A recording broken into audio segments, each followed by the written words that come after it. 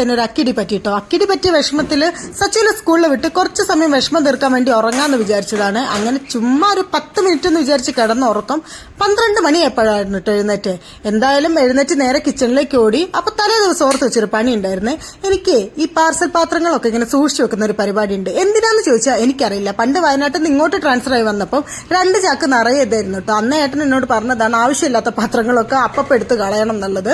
പക്ഷെ എന്തോ എനിക്കത് കളയാൻ തോന്നില്ല. അപ്പൊ ഞാൻ രാവിലെ പറ്റിയ അക്കിടി എന്ന് പറഞ്ഞാൽ സച്ചിന് വേണ്ടി സ്നാക്സും കറികളും ഉപ്പേരിയും ഒക്കെ റെഡിയാക്കിയതിന് ശേഷമാണ് പാത്രത്തിലാക്കാൻ വേണ്ടി നോക്കുമ്പോഴാണ് ചോറ് വെച്ചില്ല എന്നുള്ളത് ഓർമ്മ വന്നത്. അതായിരുന്നു കേട്ടോ എനിക്ക് രാവിലെ പറ്റിയൊരു വിഷമം. അങ്ങനെ ഞാൻ അവന് രാവിലെ തന്നെ കുറച്ച് ദോശയൊക്കെ ഉണ്ടാക്കി കൊടുത്തയച്ചു. അതിനുശേഷം നമുക്ക് കുറച്ച് കൂർക്കൽ കിട്ടിയിട്ടുണ്ടായിരുന്നു. അതിനെ നല്ല കഴുകി സുന്ദര കുട്ടപ്പന്മാരാക്കി തട്ടിക്കുട്ടി അടുപ്പത്താക്കിട്ടോ. പിന്നെ അമ്മ വരുന്ന സമയത്ത് കുറച്ച് ചക്കക്കുരു മാങ്ങയും കൊണ്ട് തന്നിട്ടുണ്ടായിരുന്നു. എന്റെ ഫേവറേറ്റ് ആയിട്ടാണ് ചക്കക്കുരു മാങ്ങയും കറി. അങ്ങനെ നമ്മുടെ ഫുഡൊക്കെ റെഡി ആയിട്ടുണ്ട്. നല്ല അടിപൊളി ചോറ്, ചക്കക്കുരു മാങ്ങയും തേങ്ങ അരച്ച് വെച്ച കറി. പിന്നെ തൈരില്ലാതെ ഒരു ജീവിതം എനിക്കില്ലല്ലോ. പിന്നെ നമ്മുടെ കൂർക്കലുപ്പേരി, പിന്നെ നമ്മുടെ മത്തി പൊരിച്ചത്, മത്തി മുളകിട്ടത്, ചപ്പാത്തി.